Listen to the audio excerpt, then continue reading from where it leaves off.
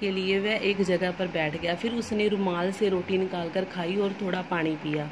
खाना नई शक्ति आ गई। उसने फिर चलना आरंभ कर दिया। काफी लंबी जमीन नापकर वह बाईं तरफ का एक बहुत उपजाऊ टुकड़ा दिखाई दिया लिया। उसने गड्ढा ढेर लगाकर अपना निशान बना दिया। अब वह फिर मुड़ गया, टेकड़ी की ओर देखा, लेकिन वह दिखाई ना दी। उसने सोचा कि वह अधिक दूर निकल आया है, अब इस ही नापूंगा। इस तीसरी भुजा पर उसने तेजी से कदम बढ़ाए।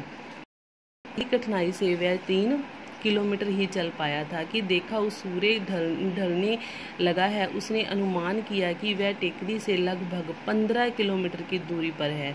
इस दिशा में अब और आगे बढ़ना उसके लिए उसने ठीक नहीं समझा। अब वह सीधा टेकड़ी की ओर चलने लगा। वहां पर ही उसने गड्ढे पर घास का ढेर रखकर निशान लगा दिया। अब वो क्या करता था, जहाँ पर रुकता था ना एक गड्ढा खोदता था, वहां पर घास रख देता था।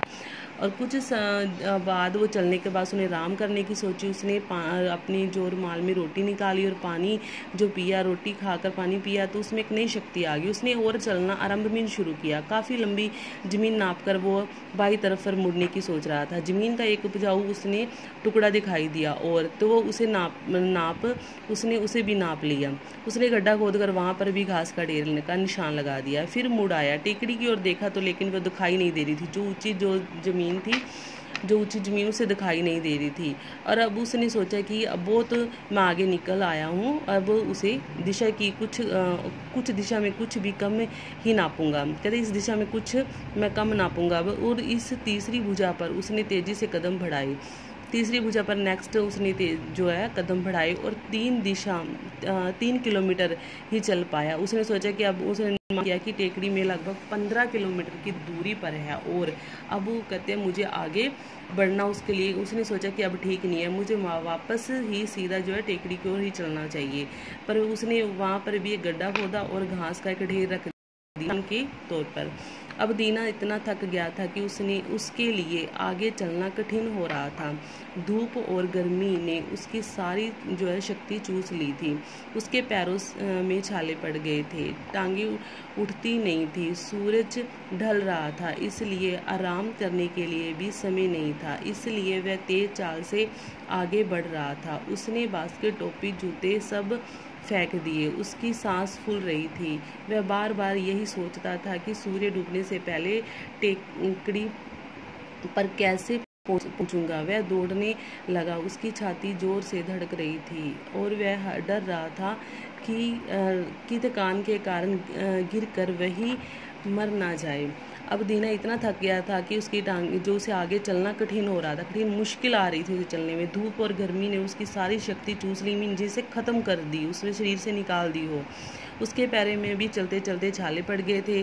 टांगें मीन उठती ही नहीं थी। आगे मीन चलने के लिए उसके पैर ही नहीं उठते थे। सूर्य भी ढल रहा था, छिपने वाला था। उसकी जो है आराम करने के भी के लिए भी समय नहीं, क्योंकि वो थोड़ी देर आराम भी नहीं कर सकता था, क्योंकि समय हो रहा था। सूर्य छिपने से पहले उन्हें जो उस सरदार ने वहाँ पर टोपी अपनी रखी थी वहाँ तक पहुँचना था और वो तेज चाल से आगे बढ़ रहा था। उसने अपनी बास्केट, टोपी जो है जूते सब फेंक दिए और सांस फूल रही थी, मीन जोर जोर से सांस उसकी आ रही थी। बार बार यही सोचता था कि सूर्य डूबने से पहले मुझे टेकड़ी पर कैसे पहुंचूं। दौड़ते और वो ये भी सोच रहा था कहीं इसे चलते चलते उसकी छाती जोर जोर से धड़क रही थी और उसे डर भी लग रहा था कि थकान के कारण वो गिरकर कहीं यहीं ना मर जाए।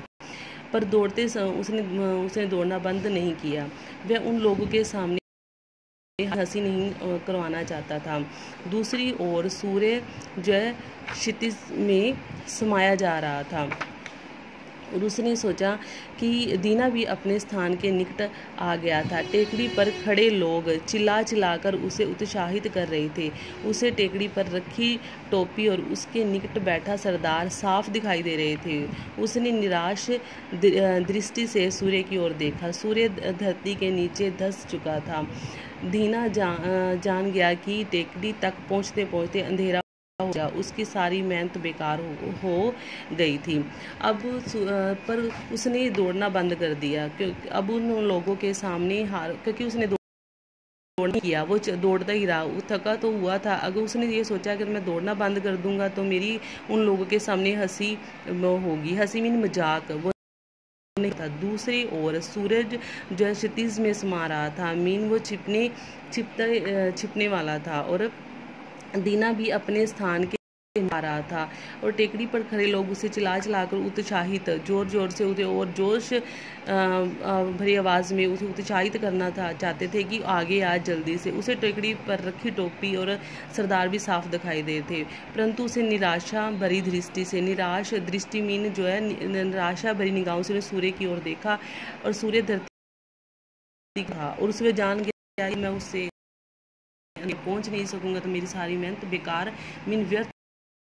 टेकड़ी पर खड़े लोग है जो है अब भी उसे पुकार रहे थे, वे ऊंचाई थे और उनको अब भी सूर्य दिखाई दे रहा था। दीना ने भी देखा कि टेकड़ी पर अभी धूप है। अपनी सारी शक्ति समेट कर उसने लंबी सांस खींची और वह आंख मूंद कर टेकड़ी की ओर दौड़ा। टेकड़ी के पास पहुंचते ही वह मुंह के बल गिरा और उसकी चीख निकल पड़ी। उसने हाथ टेकड़ी पर रखी सरदार की टोपी तक पहुंच चुके थे। सरदार ने कहा, देखो भाई, तुमने इतनी जमीन ले डाली है। अब टेकड़ी पर खड़े लोग सब उसे ये पुकार रहे थे कि आगे बढ़। वे ऊंचाई पर थे और उसको अब सूर्य दिखाई दे रहा था। दीना ने भी देखा कि टेकड़ी पर अब धूप है, तो सारी उसने शक्ति समेट कर, अपने शरीर की सारी शक्ति समेट कर अपनी लंबी सांस खींची और आंख मूंद कर, आंख बंद कर टेकड़ी की ओर दौड़ा। टेकड़ी के पास पहुंचते ही उसके मुंह के बल वो जाके मीन वहां पर टेकड़ी पहुंचते ही एकदम से वो और उसकी चीख निकल गई। उसके हाथ उस जो सरदार की टोपी रखी हुई थी उस तक पहुंच चुके थे। सरदार ने भी कहा कि तुमने बहुत सारी जमीन ले ली है। दीना का नौकर दौड़कर आया, उसने दीना को उठाना चाहा। दीना के मुंह से खून निकल रहा था, वह मर चुका था। सरदार के आदमी दुखी भी थे। कुछ लोग दीना पर हंस भी रहे थे। दीना के लिए अब 2 गज जमीन पर्याप्त थी। पर्याप्त मीन होता है काफ़ी। दीना का नौकर जब दीना को उठाने के लिए पहुंचा तो उसके मुंह में खून निकल रहा था, क्योंकि वो मर चुका था।